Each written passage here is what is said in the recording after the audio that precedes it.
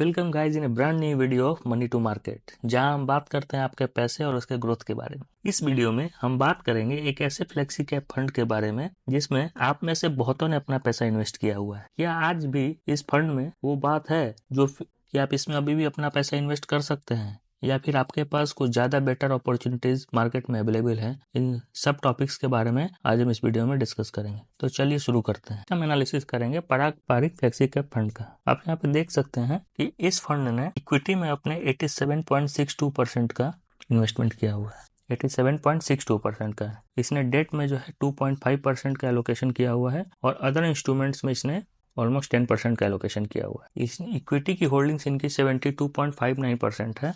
इन्होंने foreign equity में भी अपनी होल्डिंग्स बना के रखी हैं, जो कि 15% होती है। इसके अलावा नेक्स्ट हम बात करते हैं कि इनकी इक्विटी होल्डिंग कैसे डिस्ट्रीब्यूटेड है। तो आप एक चीज ऑब्जर्व करेंगे कि इनके टोटल नंबर ऑफ स्टॉक्स 48 इन्होंने होल्ड किए हुए हैं।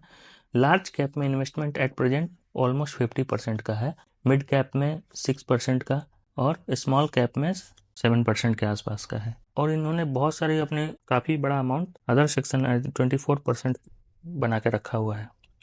यहाँ पे एक इम्पॉर्टेंट फैक्टर जो मेरे लिए बहुत ही इम्पॉर्टेंट है कि टर्नओवर रेशियो कितना है। इनका टर्नओवर रेशियो 33.90 है, जबकि कैटेगरी का एवरेज 121% का है। यानी कि जैसे यहाँ पे देखिए, यहाँ पे लिखा हुआ है कि fund manager updated portfolio less frequently than peers in last 1 year. अगर आप अपने पैसे को किसी फंड मैनेजर को दे रहे हैं तो आप ये एक्सपेक्ट करेंगे समय आने पर आपके फंड को आपका मैनेजर रोटेट करे, ताकि आपको जो है बेहतर रिटर्न निकाल के दे सके। इसीलिए तो आपने अपना पैसा म्यूचुअल फंड हाउस को दे रखा है कि आपको एक ज़्यादा बेहतर रिटर्न दिया जाए। तो मेरे हिसाब से ये चीज़ थोड़ी और बेहतर होनी चाहिए कि जो पोर्टफोलियो मैनेजर हैं उनको अब इसको ज़्यादा रोटेट करना चाहिए टाइम आने पर फंड को। अगर हम इसकी कंप्लीट होल्डिंग्स को ऑब्जर्व करें, यहाँ पे आप ऑब्जर्व कीजिए कि इनकी जो हाईएस्ट होल्डिंग है वो HDFC बैंक में है। और आपको ये चीज़ पता होनी चाहिए कि HDFC बैंक ने एक ईयर से बहुत बढ़िया रिटर्न आपको निकाल करके नहीं दिया है। इस चीज़ को इनको थोड़ा और ध्यान देना चाहिए। तो मैं अपने फंड मैनेजर से एक्सपेक्ट करूंगा कि आप उन स्टॉक्स में मेरा पैसा लगाइए जो कि अभी प्रेजेंटली ग्रो कर रही है। उसी तरीके से आप यहाँ पे देखिए, इन्होंने बजाज होल्डिंग्स में सेकंड जो है लार्जेस्ट इनका एक्सपोजर है, ऑलमोस्ट 7% का। तो यानी कि 15% इन आपका जो पैसा लग रहा है फिनांस रिलेटेड जो स्टॉक्स है उसमें लग रहा है। और आपको ये चीज़ पता है अभी अच्छे से कि फिनांस रिलेटेड जो स्टॉक्स हैं वो बहुत अच्छा परफॉर्म नहीं कर रही हैं। इसके अलावा आप नेक्स्ट जो आप देखेंगे HCL टेक्नोलॉजीज, IT सेक्टर्स भी अभी बहुत अच्छा परफॉर्मेंस नहीं दे रहा है। फिर भी आप ये ऑब्जर्व करेंगे कि इनका बहुत सारा एलोकेशन IT और प्राइवेट बैंकिंग सेक्टर्स को है। तो ये मेरे हिसाब से मैं अच्छा नहीं बोलूँगा। यहाँ पे आप देख सकते हैं कि इनका आपका कुछ पैसा माइक्रोसॉफ्ट जो कि फॉरेन इक्विटी में भी लगा हुआ है, जो कि मेरे लिए प्लस पॉइंट है, क्योंकि आप फॉरेन के भी जो US के पर्टिकुलरली जो स्टॉक्स हैं उसमें जो मूवमेंट्स हैं उसको यहाँ से आप कैप्चर कर सकते हैं। आपका इन्वेस्ट किया हुआ पैसा कौन से आपका फंड मैनेजर किस टाइप के स्टॉक्स में इन्वेस्ट कर रहा है, इस पर डिपेंड करता है कि आपका जो वैल्यू है इन्वेस्टमेंट अमाउंट का कितना बड़ा ग्रोथ दिखाएगा। यहाँ पे हम एग्जांपल लेके इस चीज़ को समझते हैं। सपोज़ कीजिए आपने 10,000 रुपये के SIP शुरू की है, 10 साल का आपका टाइम होराइजन है। आप हर महीने 10,000 रुपये के SIP म्यूचुअल फंड में कर रहे हैं। तो अगर आप 10 साल पहले आपने अगर पराग पारिक के फ्लेक्सी कैप म्यूचुअल फंड में अपना इन्वेस्टमेंट शुरू किया होता, तो आज आपकी जो टोटल इन्वेस्टमेंट वैल्यू है वो बढ़ करके 36,48,000 रुपये हो गई होती। यहाँ ध्यान देने वाली बात यह है कि आपका टोटल इन्वेस्टमेंट यहाँ पर सिर्फ 12 लाख रुपये है और आपके जो प्रॉफिट्स हैं वो है 24,48,000 रुपये के आसपास। तो इस तरीके से आप देखेंगे तो आपको एब्सोल्यूट रिटर्न 204% का मिल गया होता। लेकिन सिमिलरली मैंने एक डिफरेंट म्यूचुअल फंड हाउस के फ्लेक्सी कैप फंड से इसका कंपैरिजन किया है, जिसने अभी आपको 290% से ज़्यादा का रिटर्न दे दिया होता। जो अमाउंट बढ़ करके 36 लाख रुपए हुआ है वही यहाँ पर 46 लाख रुपए हो गया होता अगर आपने इस फंड को चूज़ किया होता। इस चीज़ का हमेशा आप ध्यान रखें कि अपने माइंड को यूज़ करके आप फंड्स को चूज़ करें, ना अपने दिमाग का भी इस्तेमाल करें। सिर्फ बाहर के लोगों का सुन करके या फिर किसी अन्य के टिप के आधार पर इन्वेस्टमेंट ना करें। नेक्स्ट मैं आपको इस म्यूचुअल फंड के बारे में थोड़ा और एक्सप्लेन करूँगा, जिसका मैंने यहाँ पे एग्जांपल आपको शो किया है। उस म्यूचुअल फंड के बारे में देख सकते हैं। इसके साथ ही साथ मैंने 2 और म्यूचुअल फंड्स सेलेक्ट किए हैं। जिसका कि मैं केस स्टडी आपको यहाँ पर थोड़ा बताना चाहूँगा। यहाँ पे सबसे पहले आप देख सकते हैं कि पराग पारिख का म्यूचुअल फंड सबसे कैप फंड को रखा हूँ। नेक्स्ट इससे में हम कंपेयर करेंगे, यह है क्वांट का फ्लेक्सी कैप फंड। थर्ड में हम HDFC फ्लेक्सी कैप फंड को रखे हैं और फोर्थ में हम GM फ्लेक्सी कैप फंड को रखे हैं। तो बहुत सारे लोगों का ये कॉन्सेप्ट रहता है कि उनके लिए पेडिग्री बहुत इंपॉर्टेंट है, यानी कि जो फंड हाउस बहुत इंपॉर्टेंट है, वो कितना पुराना है, उसका ट्रैक रिकॉर्ड क्या है।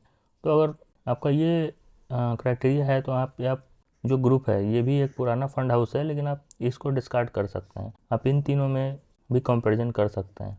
लेकिन फिर भी मैं अगर इन तीनों में कंपेयर करूं तो हम सबसे पहले बात कर लेते हैं फंड के एज के बारे में। तो ये चारों ही जो फंड्स हैं वो काफ़ी पुराने हैं, 10 साल से ज़्यादा का टाइम पीरियड हो गया है इन चारों फंड्स को। फंड साइज़ की अगर हम बात करें तो सबसे ज़्यादा जो AUM है वो है इस समय पराग पारिख के पास 55,000 करोड़ का जो फंड साइज हो गया है इस पर्टिकुलर म्यूचुअल फंड स्कीम का। और क्वांट का अगर हम देखें तो सिर्फ 3500 करोड़ है। अगर आपका फंड साइज छोटा है तो उसको मैनेज करना फंड मैनेजर के लिए ज़्यादा आसान होता है।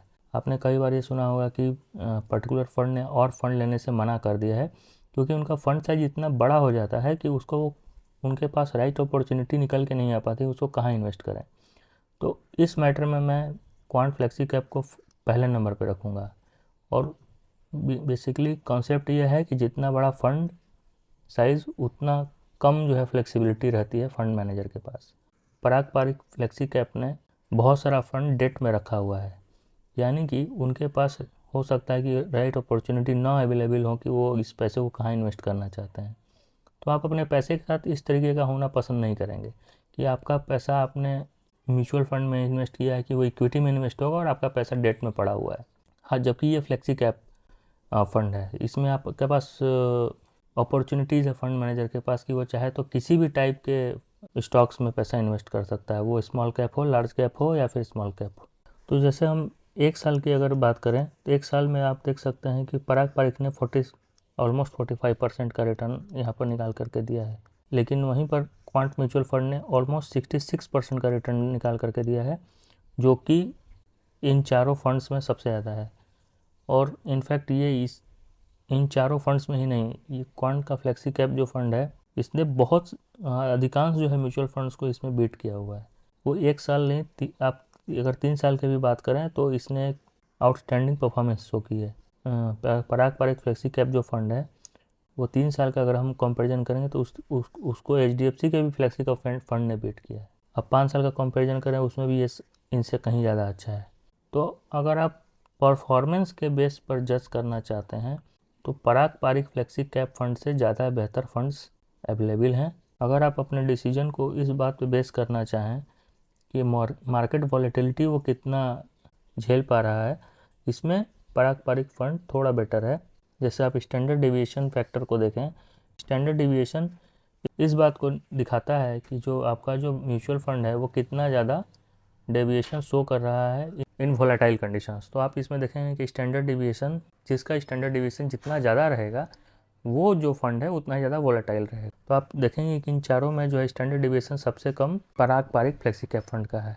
लेकिन मेरे लिए हिसाब से 5 साल 7 साल से ज़्यादा वक्त के लिए अपने म्यूचुअल फंड इन्वेस्टमेंट को कर रहे हैं तो ये जो वॉलेटिलिटी है ये आपको बॉदर नहीं करनी चाहिए, बिकॉज एक लॉन्ग टर्म में मार्केट वॉलेटिलिटी का ज़्यादा इम्पैक्ट नहीं पड़ता है। आप अल्फ़ा वो रिटर्न होता है जो कि एक्सेस रिटर्न है जो कि आपका म्यूचुअल फंड निकाल के देता है in comparison to the benchmark index. तो आप अल्फ़ा को अगर देखेंगे तो इसका अल्फ़ा सबसे ज़्यादा है, यानी कि इस फंड ने सबसे ज़्यादा एक्सेस रिटर्न डेवलप करके दिया है इन कंपैरिजन टू आपका इस केस में जो बेंचमार्क है वो है निफ्टी 500। इनके कंपैरिजन में इसने सबसे ज़्यादा जो है अल्फ़ा रिटर्न डेवलप करके दिया है। कि आप यहाँ पर देखिए कि इस म्यूचुअल फंड ने सबसे ज़्यादा जो इम्फेसिस दिया है वो है फिनंशियल्स और टेक्नोलॉजी और सर्विसेज पे। जबकि यहाँ पर आप देखिए जो सेक्टर अभी ज़्यादा अच्छा परफॉर्म कर रहे हैं उसमें इन्होंने सबसे ज़्यादा जो है अपने एलोकेशंस को रखा है 21% एनर्जी के सेक्टर में रखा है। एनर्जी का आप अभी देख रहे हैं कितना अच्छा परफॉर्मेंस चल रहा है।